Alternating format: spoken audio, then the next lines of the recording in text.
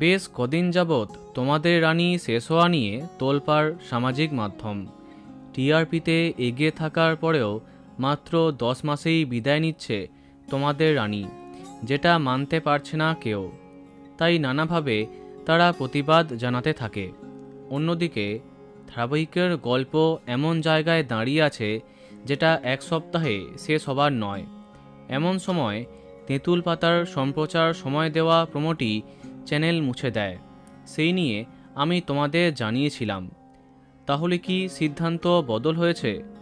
তোমাদের রানী কি শেষ হবে না? জানা গেছিল আরও কদিন চলবে তোমাদের রানী, আর সত্যি করেই তা হয়েছে।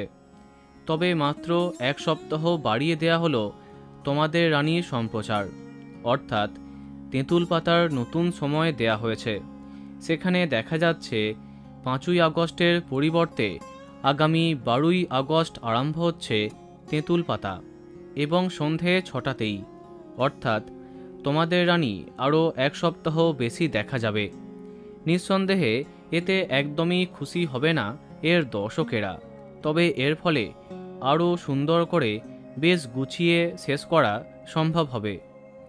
আর শেষ ভালো যার, সব ভালো তার। তো বন্ধুরা, এ বিষয়ে তোমার কি মন্তব্য কমেন্টে জানাতে পারো।